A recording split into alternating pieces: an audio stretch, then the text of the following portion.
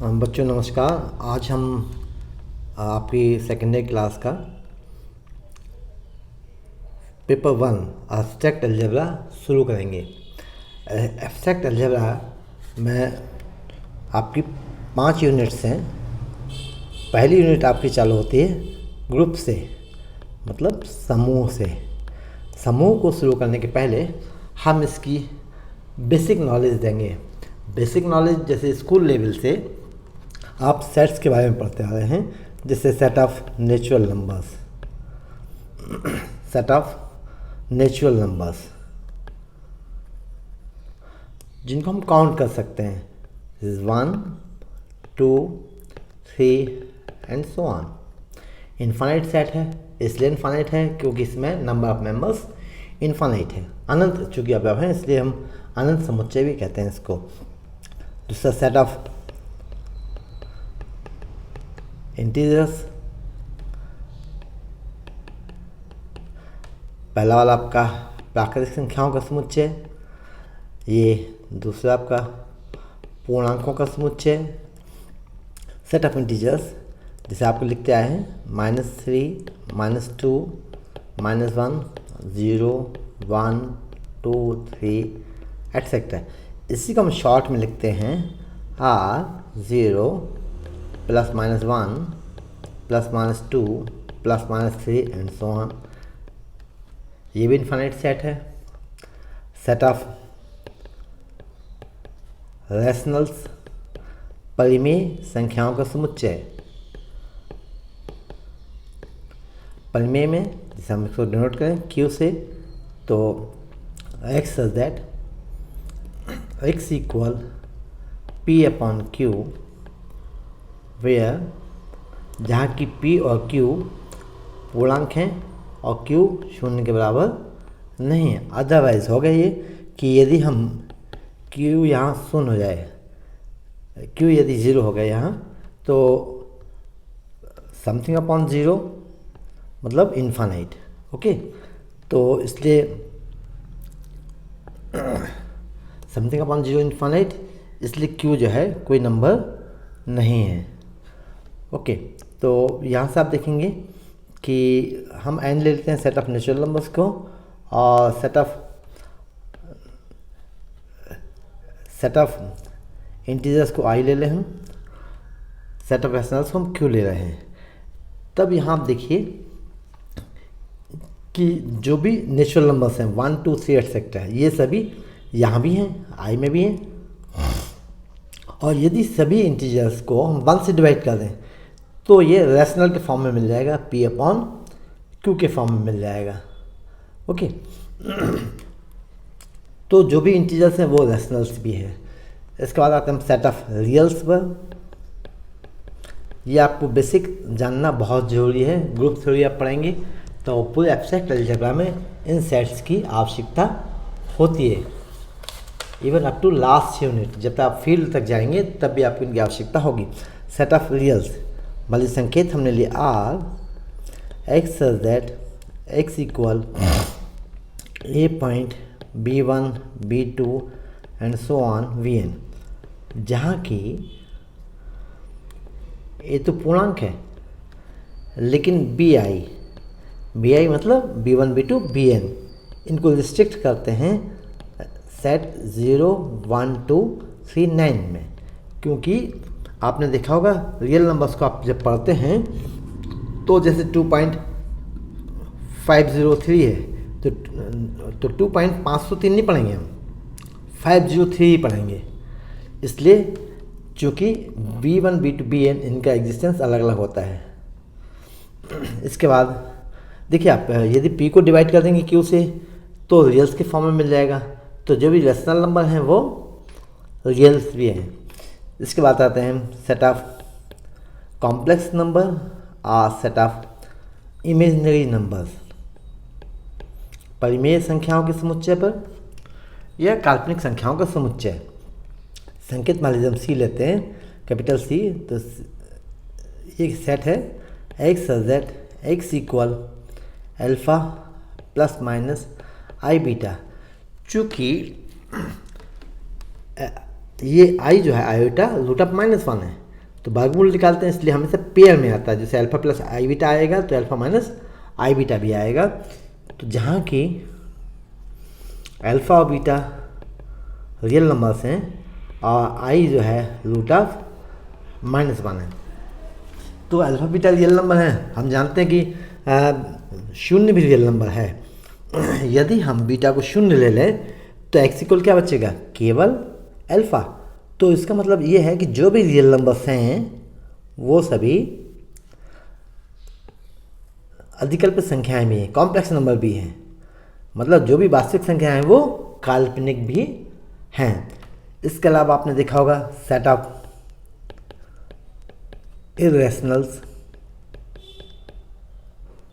मतलब अपरिमेय संख्याओं का समुच्चय। अपरिमेय संख्याओं का समुच्चय मतलब ऐसी संख्याएं जो परिमेय नहीं है। तो वास्तविक में दोनों ही होती है, परिमेय और अपरिमेय। ओके, तो हम सेट ऑफ रैशनल्स को बता सकते हैं आर माइनस क्यू से। मतलब वास्तविक संख्याओं के समुच्चय में से हम परिमेय संख्याओं का समुच्चय हटा दें तो हमें मिलेगा अपरिमेय संख्याओं का समुच्चय। ये स्टैंडर्ड सेट्स हैं जो आपने पढ़े हैं पहले। इसके बाद पहले हमने बात की थी कि सेट ऑफ नेचुरल्स, मतलब जो भी प्राकृतिक संख्याएं हैं वो पूर्णांक भी हैं, जो पूर्णांक संख्याएं हैं वो परिमेय भी हैं, और जो परिमेय हैं वास्तविक हैं, और जो वास्तविक हैं वो काल्पनिक भी हैं। कुछ और संकेतों का उपयोग हम करेंगे कि मान लीजिए हम लेते हैं Q0। Q0 मतलब सेट ऑफ रैशनल्स में से हम सिंगल टर्म सेट 0 मतलब उसमें शून्य निकाल दें तो ये हो जाएगा सेट ऑफ, संकेत लेंगे हम सेट ऑफ नॉन जीरो अशून्य परिमेय संख्याओं का समुच्चय। Set of non zero rationals, अशून्य परिमेय संख्याओं का समुच्चय। इसी प्रकार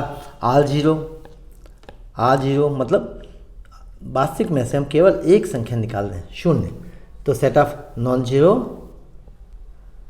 रियल्स या C0 set of non zero complex numbers, ये संकेत भी हम लेंगे। और जैसे कि हमने लिया संकेत Q प्लस, तो इसे लेंगे हम सेट ऑफ पॉजिटिव रियल्स, मतलब धन परिमेय संख्याओं, सॉरी Q प्लस लिया तो यहाँ हम लेंगे इसका मतलब होगा कि set of positive rationals. Okay, तो ये संकेत हम इस पेपर को जब तक हम पढ़ेंगे ये संकेत हमारे यही रहेंगे। इसके अलावा आपने स्कूल लेवल में ये भी पढ़ा है कि set A is said to be subset of B if for all x belongs to A we have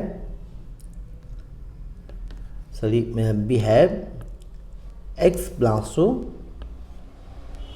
B, या for all x belonging to A implies x belonging to B। ये आप संकेत देखेंगे कि जैसे ये संकेत भी आपने पहले पढ़े हैं, इसको और थोड़ा हम स्पष्ट बना देते हैं। सबसेट, सुपरसेट,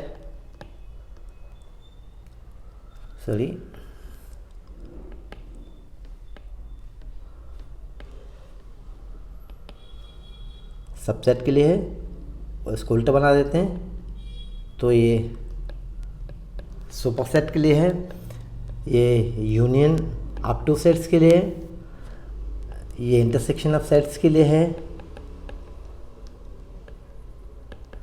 मतलब संघ का सर्वनिष्ठ, और ये समुच्चयों का संघ और समुच्चयों का सर्वनिष्ठ। कुछ संकेत और जैसे हमने लिया है ये फॉर ऑल मतलब सभी के लिए, या उल्टा ई, इससे हम कहते हैं यहाँ अस्तित्व है, यहाँ अस्तित्व है। तो इस प्रकार के संकेत और भी कोई नए संकेत आपको आएंगे तो उनकी भी हम चर्चा करेंगे। तो सबसे पहले हम बात करते हैं सबसेट की। ओके, तो ये set A is said to be a subset of B if for all A belongs to A, B belongs to B। तो जैसे हम सेट ऑफ नेचुरल्स में देखते हैं कि जो भी यहाँ आपको नेचुरल नंबर्स दिख रहे हैं 1 2 3 एंड सो ऑन, यहाँ इंटीजर्स में भी हैं। तो आपने देखा कि इंटीजर्स जो है ये सुपर सेट है सेट ऑफ नेचुरल नंबर्स का, या इंटीजर्स जो है सुपर सेट है नेचुरल नंबर का, या कह सकते हैं कि नेचुरल नंबर सबसेट है इंटीजर्स का। इसी प्रकार सभी इंटीजर्स जो हैं वो रैशनल्स भी हैं, और जो भी परिमेय संख्या हैं वो वास्तविक भी हैं, और जो वास्तविक हैं वो काल्पनिक भी हैं। ध्यान से देख लीजिए कि कॉम्प्लेक्स के लिए कि अल्फ़ा और बीटा चूँकि वास्तविक संख्या हैं और शून्य वास्तविक संख्या है, 0.00 मतलब शून्य वास्तविक संख्या है, यदि बीटा की जगह हम शून्य रख देंगे तो हमें केवल अल्फ़ा मिलेगा। अल्फ़ा क्या है? वास्तविक संख्या है। इसलिए वास्तविक संख्याओं का समुच्चय काल्पनिक संख्याओं के समुच्चय का उपसमुच्चय है। तो ये इसलिए आवश्यक है कि जो कुछ प्रॉपर्टीज़ आपने पहले पढ़ी हैं स्कूल लेवल में, जैसे कम्युनिमेय है, कम्यूटेटिव, एसोसिएटिव है, डिस्ट्रीब्यूटिव है, ये 3 प्रॉपर्टी ऐसी हैं। पहली तो कम्युनिमेय, कम्यूटेटिव, दूसरी है एसोसिएटिव, और तीसरी आपकी डिस्ट्रीब्यूटिव, बंटन नियम। तो ये यदि प्रॉपर्टी किसी समुच्चय में संतुष्ट होती हैं तो उससे बड़े जो भी मतलब किसी समुच्चय के उपसमुच्चय से संतुष्ट होती है, किसी समुच्चय में संतुष्ट होती है तो उसके सभी उपसमुच्चय में भी संतुष्ट होंगे ही। तो इन प्रॉपर्टीज़ को हम आगे जाके देखेंगे। उसके पहले हम एक और देखें, आपने पहले पढ़ा होगा बाइनरी ऑपरेशन।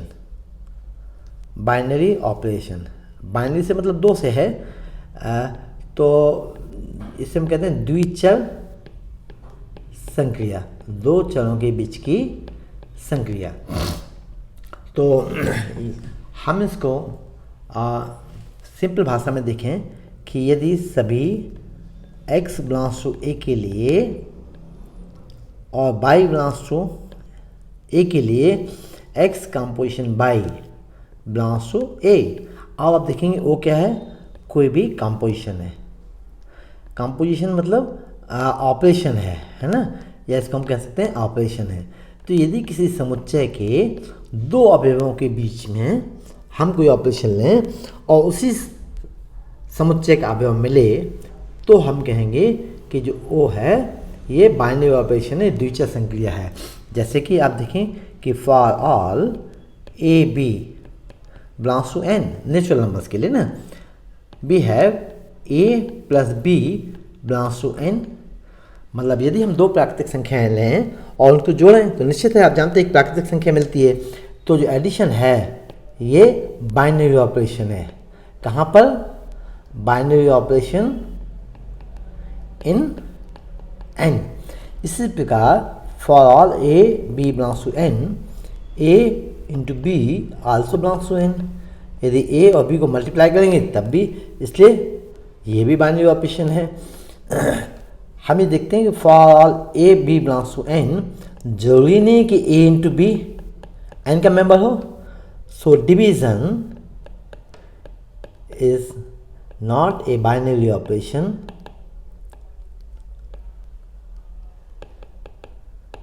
In N. मतलब प्राकृतिक संख्याओं में जोड़ना और गुणा करना तो बाइनरी ऑपरेशन है, लेकिन डिवाइड करना बाइनरी ऑपरेशन नहीं है। जैसे हम एक प्राकृतिक संख्या 2 ले लें, 2 और दूसरी ले लें 3, है ना, लेकिन 2/3 एक प्राकृतिक संख्या नहीं है, नॉट बिलोंग्स टू। इसलिए कहेंगे कि जो भाग देने की क्रिया है प्राकृतिक संख्याओं के समुच्चय में ये द्विचर संक्रिया नहीं है। अब इसके लिए हम थोड़ा डेफिनेशन बनाते हैं कि मान लीजिए ए कोई नॉन एम्प्टी सेट है, फाई हम यहाँ पूरे अलजेब्रा में फाई को एम्प्टी सेट के लिए संकेत के रूप में लेंगे। तो ए हमारा एम्प्टी सेट है, सॉरी फाई एम्प्टी सेट है और ए एम्प्टी सेट नहीं है। तो ए क्रॉस ए आपने पहले पढ़ा है कार्टेशियन प्रोडक्ट कि ये पेयर्स होते हैं, है ना, order pair A B. A member है ए का और बी मेंबर है बी का, such that A belongs to A and B belongs to B. इससे यदि हम एक फंक्शन डिफाइन करें, ओ, ए क्रॉस ए से ए के बीच में। ठीक, तो आप जानते हैं कि ए बी की इमेज हमें क्या मिलनी है, ए में मिलनी है। ओके, मतलब किसका मेंबर मिलेगा, ए का मेंबर मिलेगा। ओ ए बी को हम लिखेंगे ए कॉम्पोजिशन बी, मतलब ए कॉम्पोजिशन मेंबर है ए का। तो ऐसे ऑपरेशन को हम बाइनरी ऑपरेशन कहते हैं। मेरे ख्याल से स्पष्ट हो गया होगा कि यदि किसी समुच्चय के दो अवयवों के बीच में हम कोई संक्रिया लें, ऑपरेशन लें, तो वह उसी समुच्चय का अवयव मिलता है, तो हम कहते हैं कि वो जो है एक द्विचर संक्रिया है या बाइनरी ऑपरेशन है। तो आपने देखा पूर्णांकों के समुच्चय में जोड़ना, घटाना, है ना, एडिशन, सब्सट्रैक्शन, ये बाइनरी ऑपरेशन है। डिवीजन बाइनरी ऑपरेशन नहीं है, मल्टीप्लिकेशन बाइनरी ऑपरेशन है। तो ऐसे कितने ऑपरेशन हो सकते हैं, केवल जोड़ना घटाना अकेला नहीं है, या गुणा करना भाग देना नहीं। मैथमेटिक्स में ऑपरेशन बहुत से हो सकते हैं कि मान लीजिए हमने एग्जांपल लिया कि हमने सेट ऑफ रियल्स लिया कि for all A B belongs to R, A star B is A into B by N, जहाँ की एन शून्य नहीं है। तो आप देखेंगे कि ए star B equal a into B upon N है। तो एन चूँकि शून्य के बराबर नहीं है, और मान लीजिए कोई भी ये नेचुरल नंबर है, जब शून्य के बराबर नहीं है तो नेचुरल नंबर है, तो रियल नंबर भी ले सकते हैं, शून्य के बराबर नहीं है। तो यदि हम किसी वास्तविक संख्याओं गुणनफल को, मतलब दो वास्तविक संख्याओं गुणनफल, एक वास्तविक संख्या होता है for all A B belongs to R, B have, हमारे पास ए इंटू बी भी आर का मेंबर है, और यदि ए इंटू बी को एन से भाग देंगे तो ये भी आर का मेंबर है, इसलिए ए स्टार बी भी आर का मेंबर है। तो यदि हम ए और बी दो मेंबर्स लेते हैं आर के, और उनके बीच में स्टार ऑपरेशन लेते हैं कोई, तो हमें आर का मेंबर ही मिलता है।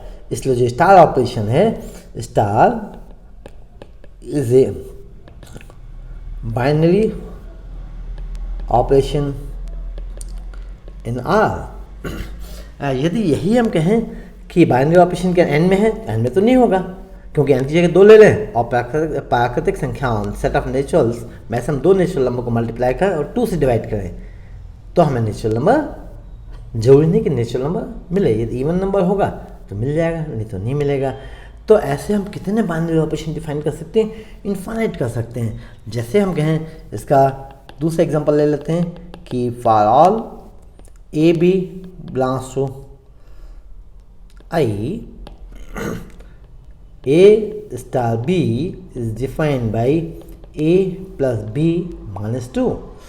तो आप यहाँ देखेंगे कि ए star B equal A plus B minus 2, इसका मतलब हमने दो इंटीजर्स को आपस में जोड़ दिया, फिर उसमें से 2 जो है माइनस कर दिया, सब्ट्रैक्ट कर दिया, तो आपको मिलेगा ए प्लस बी माइनस 2। तो इंटीजर्स में से हम कुछ इंटीजर घटा भी दें, पूर्णांकों के योग में से पूर्णांक घटा भी दें, तो हम पूर्णांक ही मिलेगा। ओके, इसलिए ए स्टार बी मेंबर है आई का। तो फिर से आप बाइनरी ऑपरेशन पे आते हैं कि यदि जो हमने आपको डेफिनेशन दी थी, सभी एक्स बाई बिलोंग्स टू ए के लिए, यदि एक्स कंपोजिशन बाई ए का मेंबर है, तो हम इसे ओ के लिए द्वितीय संक्रिया या बाइनरी ऑपरेशन कहेंगे। तो मेरे ख्याल से द्वितीय संक्रिया आपको क्लियर हो गई होगी कि नंबर ऑफ ऑपरेशंस भी क्लियर हो गए होंगे कि हम कितने बाइनरी ऑपरेशन हो सकते हैं। अनंत प्रकार के ऑपरेशन हो सकते हैं, अकेला जोड़ना, घटाना, गुणा करना, भाग देना नहीं है, एडिशन, सब्सट्रैक्शन, मल्टीप्लिकेशन, डिवीजन अकेला नहीं है। हमारे पास ऐसे इनफाइनाइट ऑपरेशंस हो सकते हैं मैथमेटिक्स में। जैसे आपने बुलियन अलजेब्रा में पढ़ा है, वहाँ आपने दो ऑपरेशन अलग से पढ़े थे। आपने सेट्स में देखा है यूनियन और इंटरसेक्शन, ये भी ऑपरेशन है, ये भी बाइनरी ऑपरेशन हो सकते हैं किसी सेट में, नहीं हो सकते हैं किसी सेट में, जरूरी नहीं है। और तो ऐसे इनफाइनाइट ऑपरेशंस हो सकते हैं बाइनरी ऑपरेशंस। तो बाइनरी ऑपरेशन को आपको समझना बहुत आवश्यक है। अब बाइनरी ऑपरेशन के कुछ नियम भी होते हैं।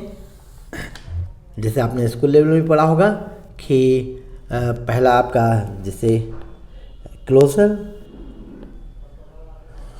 क्लोजर प्रॉपर्टी, जिसे आप समरक अभिकृत कहते हैं। समरक अभिकृत कुछ भी नहीं है कि मान लीजिए हम सेट ले लेते हैं कि ए नॉन एम्प्टी सेट है। ओके, यदि for all A B belongs to a implies a composition b also belongs to a, तो ये कॉम्पोजिशन जो है ए में क्लोजर प्रॉपर्टी को सेटिस्फाई करता है। क्लोजर प्रॉपर्टी और बाइनरी ऑपरेशन समान है एक दूसरे के, इनमें कोई अंतर नहीं है। यही आपने देखा था बाइनरी ऑपरेशन में, है ना। इसी को हम क्लोजर प्रॉपर्टी भी कहते हैं। दूसरा आपने पढ़ा कम्यूटेटिव प्रॉपर्टी,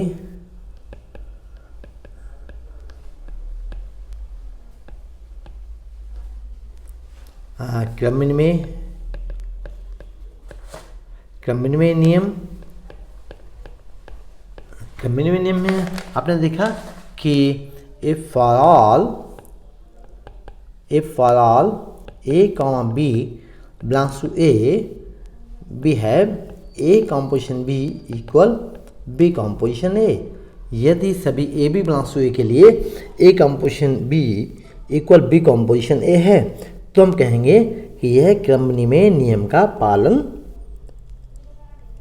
करता है। समुच्चय A में सभी अवयव एक दूसरे के क्रम विनिमय नियम का पालन करते हैं। यहाँ बच्चों हम एक बात और देखेंगे कि चूंकि ए बी के सभी मेंबर्स के लिए, ठीक, तो यदि हम ए का कोई सबसेट लेंगे, है ना, तो उसके मेंबर्स में भी इस नियम का पालन होगा ही।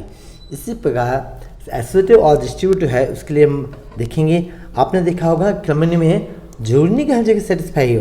जैसे सेट ऑफ नेचुरल्स में यदि हम ऑपरेशन लें प्लस, ये हमने एन में प्लस ऑपरेशन लें, तो addition plus is a binary operation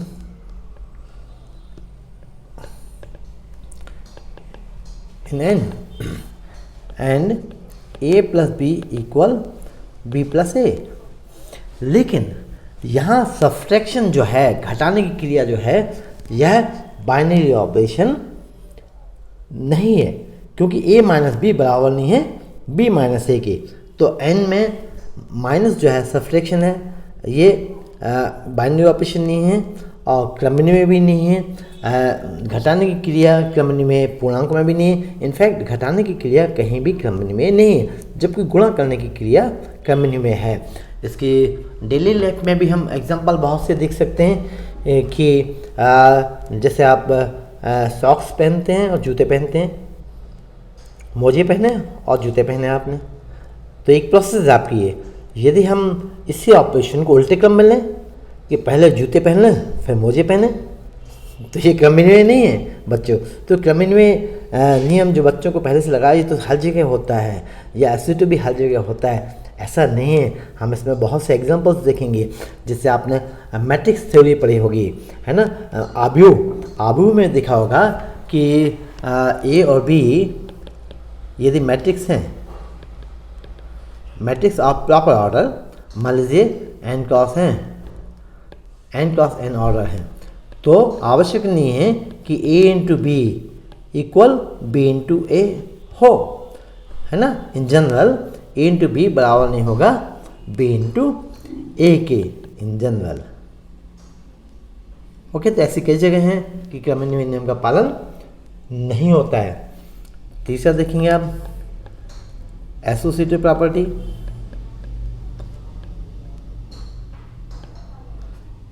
सहचर्य नियम,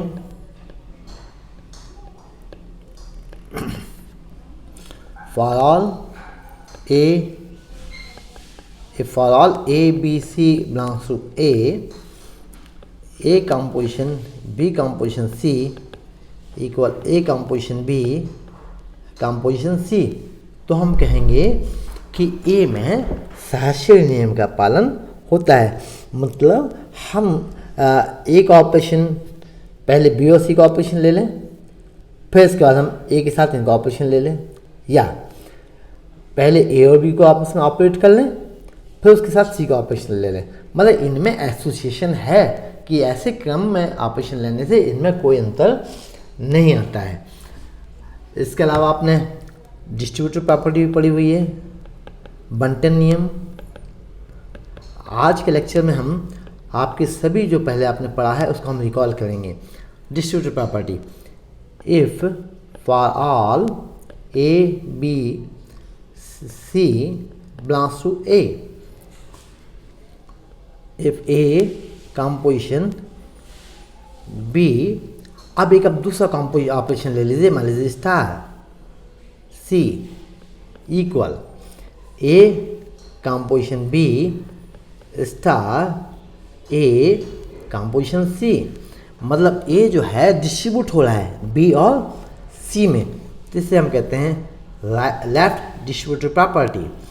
इसी प्रकार यदि हम इसको लें कि बी स्टार सी कंपोजिशन ए, तो इसको लिखेंगे बी कंपोजिशन ए स्टार सी कंपोजिशन ए। इससे हम कहते हैं ऊपर वाले को राइट डिस्ट्रीब्यूटर ला और नीचे वाले को कहते हैं, ऊपर वाले को लेफ्ट डिस्ट्रीब्यूटर ला और नीचे वाले को राइट डिस्ट्रीब्यूटर ला। जैसे कि आपने एग्जांपल हम देखें कि सेट थ्योरी में आपने दो ऑपरेशन पढ़े हैं, यूनियन और इंटरसेक्शन। तो आपने देखा होगा कि union distributes the intersection of set. तो a union b intersection c equal a union b intersection a union c, और a intersection B union c. मतलब इंटरसेक्शन डिस्ट्रीब्यूट करता है यूनियन के लिए भी, तो A intersection B union, sorry intersection आएगा, हमने इंटरसेक्शन डिस्ट्रीब्यूट कर रहे हैं, इंटरसेक्शन ए यूनियन सी। तो इसको आप ब्रैकेट में भी लिख लीजिए।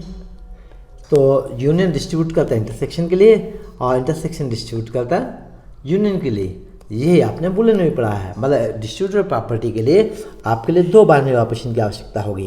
जैसे यहाँ आपने देखा कि कंपोजिशन और स्टार है, और यहाँ आपने देखा इंटरसेक्शन और यूनियन है। तो डिस्ट्रीब्यूटिव प्रॉपर्टी भी ये है कि सेट ए के चूँकि सभी मेंबर्स के लिए सेटिस्फाई होती है, इसलिए ए के जो सबसेट्स होंगे उनमें भी डिस्ट्रीब्यूटिव प्रॉपर्टी का पालन होगा। ओके, तो हम इसको फिर से बता देते हैं कि if commutative property, associative property and distributive property hold in any set a, then it will hold in any subsets of a. यदि क्रमनिवय नियम, सहचर्य नियम और बंटन नियम का पालन किसी समुच्चय में होता है तो उनके सभी उपसमुच्चय में भी होगा ही। नंबर 5, चलिए हम कैंसिलेशन भी देख लेते हैं। ये भी आपने पढ़ा होगा, cancellation property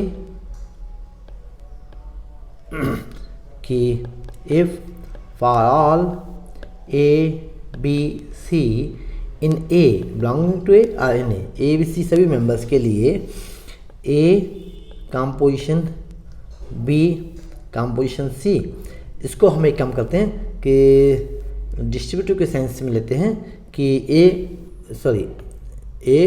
composition B equal a composition सी है। इससे हमें ये मिले कि बी इक्वल सी, मतलब आपको लेफ्ट में एलिमेंट देख रहे हैं, ए कैंसिल हो गया है, तो इसे हम कहेंगे लेफ्ट कैंसिलेशन ला।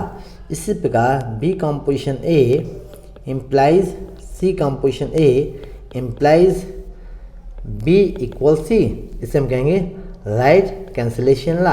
अब आपके दिमाग में आ रहा होगा ये तो हर जगह होता है, लेकिन नहीं बच्चों, कि केवल आप कंपोजिशन को जब तक दिमाग में मल्टीप्लिकेशन ग्रुप में लेंगे तब तक आप कहेंगे ये तो होता ही है।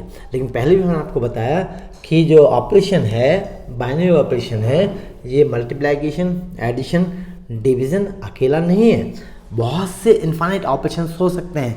तो जरूरी नहीं कि कहीं कैंसिलेशन ला हो। जैसे आप मैट्रिक्स में देखेंगे तो मैट्रिक्स में तो लेफ्ट कैंसिलेशन होगा, राइट कैंसिलेशन होगा, ऐसे लेकिन बहुत सी जगह होंगे जहाँ हम ऑपरेशन पढ़ेंगे कि जरूरी नहीं कि वहाँ लेफ्ट कैंसिलेशन हो। जैसे कि आप देख सकते हैं कि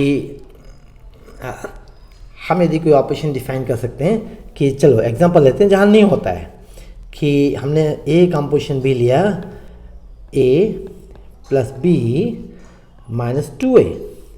ए और बी क्या है, मान लीजिए इंटीजर्स हैं, ठीक है। तो आप देखेंगे कि बी कंपोजिशन ए कितना होगा, बी प्लस ए माइनस 2b। देखिए आप आसानी से देख सकते हैं कि ए कंपोजिशन बी जरूरी नहीं है कि बी कंपोजिशन ए के बराबर हो, ठीक है। इसी प्रकार जैसे ये तो हमने लिया कम्यूटेटर के लिए, ये कम्यूटेटर नहीं है। इसी प्रकार हम दूसरे ऑपरेशन भी डिफाइन कर सकते हैं कि जहाँ ये तो हमने कैंसिलेशन के लिए एग्जांपल लिया है, सॉरी कम्यूटेटर के लिए लिया है। इसी प्रकार दूसरे एग्जांपल भी हो सकते हैं जहाँ कैंसिलेशन ना हो। तो left cancellation law, right cancellation law के अलावा identity element, existence of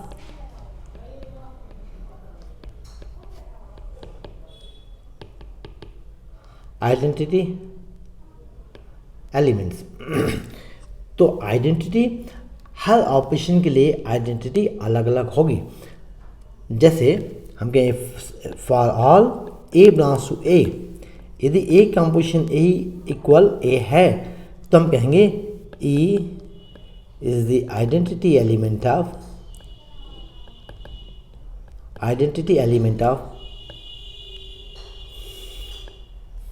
a. जैसे आप देखें कि हमने बाइनरी ऑपरेशन लिया, मान लीजिए 0, तो a प्लस 0 इक्वल क्या होगा, a। तो 0 is a identity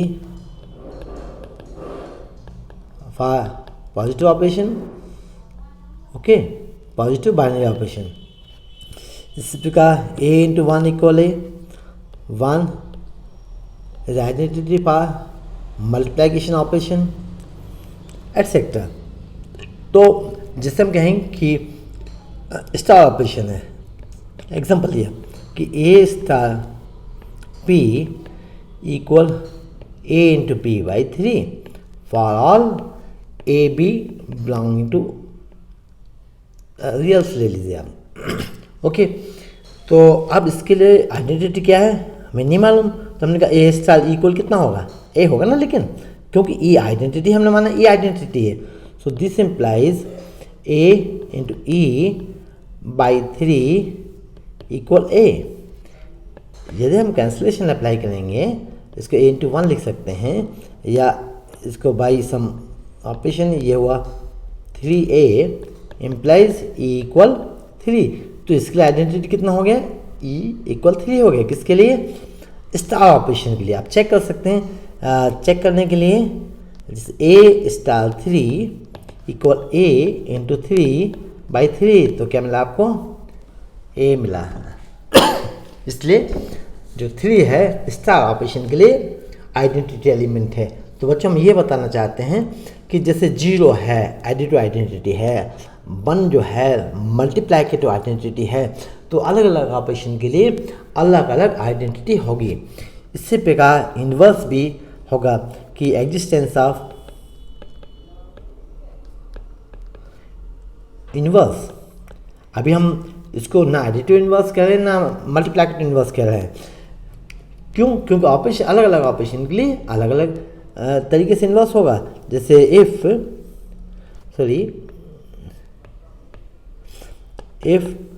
for all A belongs to any set A, we have A dash belongs to A। किस प्रकार से है कि such that existence of inverse, यदि सभी A belongs to A के लिए हमारे पास एक एलिमेंट A dash भी A में इस प्रकार से है कि A composition A dash equal identity, तो हम कहेंगे then A dash is said to be the inverse of A। तब A dash को हम A का इन्वर्स कहेंगे। जैसे कि कुछ एग्जांपल्स आप ले सकते हैं कि मान लीजिए हमने लिया set of non zero reals, इसको हमने पीछे ऊपर भी बताया था ना, set of non zero रियल्स।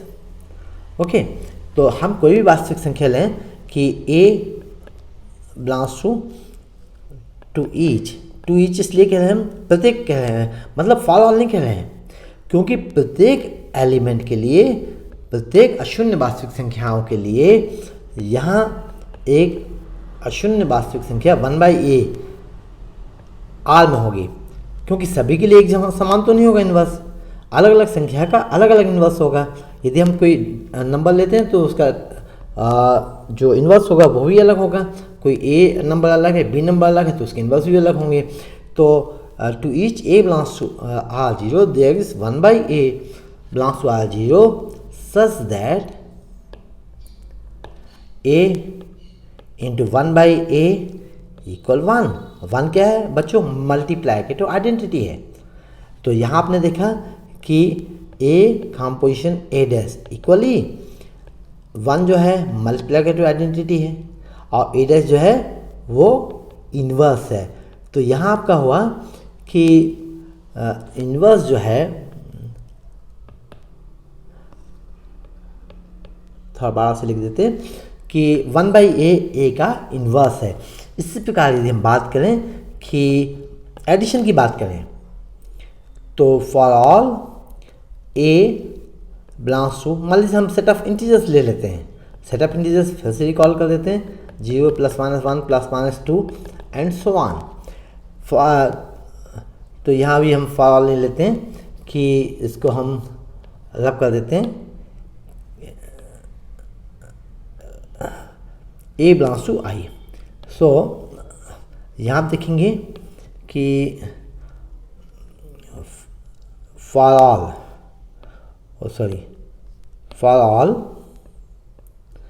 a belongs to i they exist -a belongs to i।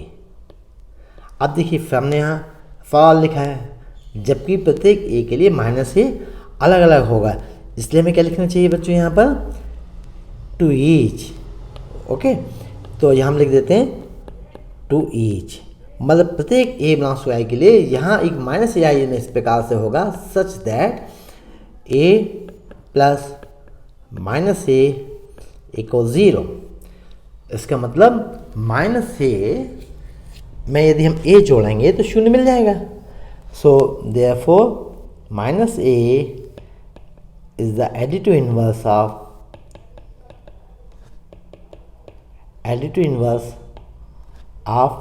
a belongs to i।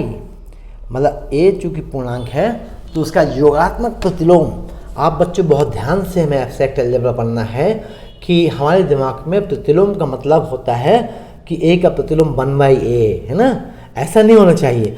चूँकि अब आप सेकेंडरी क्लासेस में एब्स्ट्रैक्ट अलजेब्रा पढ़ रहे हैं, आप मॉडर्न अलजेब्रा नहीं पढ़ रहे हैं, जो बेसिक अलजेब्रा है वो नहीं पढ़ रहे हैं, तो यहाँ अलग अलग प्रकार के ऑपरेशन पढ़ेंगे। तो अलग अलग प्रकार के ऑपरेशन के लिए प्रतिलोम भी, इन्वर्स भी अलग अलग होंगे। जैसे योग के लिए योगात्मक प्रतिलोम होगा, गुणा के लिए गुणात्मक प्रतिलोम होगा, या आप और ऑपरेशन देख सकते हैं कि हमने लिया कि मान लीजिए a star b equal a plus b -5, तो इसके लिए आइडेंटिटी अलग हो जाएगा, इसके लिए इन्वर्स अलग हो जाएगा। जैसे हम देखें a star e equal a होना चाहिए, आइडेंटिटी है। So this implies a plus e -5 equal a, तो यहाँ से आपको मिला e इक्वल 5। यदि a का इन्वर्स a डैश है तो a स्टार a डैश कितना होगा? e होगा। सो this implies a star a dash, यहाँ से देखें आप a स्टार b क्या है? a प्लस b -5, तो a स्टार a डैश होगा a plus b -5 equal e कितना है? 5। तो यहाँ हम देखेंगे कि हमने यहाँ फिर थोड़ा सा गलत लिखा है, ये b नहीं है, ये क्या होना चाहिए? a डैश होगा ना, a plus a dash -5। So this implies a equal आपको मिलेगा 5 + 5 10 - a dash, sorry a dash equal एडस इक्वल 10 माइनस ए, तो एडस क्या हो गया, ए का इन्वर्स हो गया। किस ऑपरेशन के लिए, स्टार ऑपरेशन के लिए। तो ऐसे इन्फाइनाइट ऑपरेशन हो सकते हैं, आप चेक कर सकते हैं कि आपने इन्वर्स से निकाला कि नहीं। तो ए स्टार एडस देखिए आप, ए स्टार एडस इज ए प्लस एडस माइनस 5, और यहाँ आपने रखा a plus 10 minus a minus 5। आप इसको कैलकुलेट करें तो ए कैंसिल होगा, 10 माइनस 5 कितना होगा, 5। यही आपका क्या है, आइडेंटिटी है जो आपने पहले निकाला था। तो आपको मिल गया ना कि देयरफॉर ए स्टार एडस इक्वल ए। तो बच्चों हम आपके दिमाग में ये बात को बैठाना चाहते हैं कि इन्वर्स अकेला, जैसे 5 का इन्वर्स 1/5 है, कहाँ पर है, केवल मल्टीप्लिकेशन के लिए है। 5 का इन्वर्स किसी और ऑपरेशन के लिए कुछ और भी हो सकता है, जैसे 5 का एडिटिव इन्वर्स है, योगात्मक प्रतिलोम -5 है, क्योंकि 5 में -5 जोड़ेंगे तो 0 मिल जाएगा। तो आपको खासकर आइडेंटिटी और इन्वर्स के बारे में बहुत अच्छे से समझना होगा कि अलग अलग ऑपरेशन के लिए अलग अलग प्रतिलोम होते हैं, अलग अलग तत्समक होते हैं। जैसे हमने बहुत से एग्जांपल्स लिया है आपके सामने कि आइडेंटिटी और इन्वर्स निकालने के लिए यही बेसिक प्रॉपर्टीज़ हैं कुछ, जिनको आपने अच्छे से समझा तो पूरा अच्छे से अलजेब्रा समझ सकते हैं। तो यहाँ हम एक डेफिनेशन पर आते हैं, अलजेब्रिक स्ट्रक्चर। अलजेब्रिक, सॉरी इसको अंडी कर देते हैं कि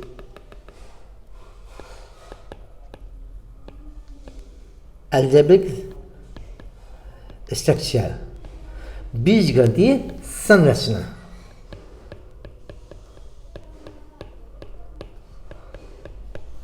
बीजगणितीय संरचना से मतलब क्या है कि मान लीजिए ए कोई नॉन एम्प्टी सेट है, ठीक। तो यदि ए नॉन एम्प्टी सेट है और इसमें कोई बाइनरी ऑपरेशन ओ है, ओ कोई बाइनरी ऑपरेशन है इसमें जो डिफाइन है, तब हम ऑर्डर्ड पेयर ए जीरो को, जीरो मतलब उसको वो कहें, ए ये कॉम्पोजिशन कहें, इसको हम अलजेब्रिक स्ट्रक्चर कहेंगे।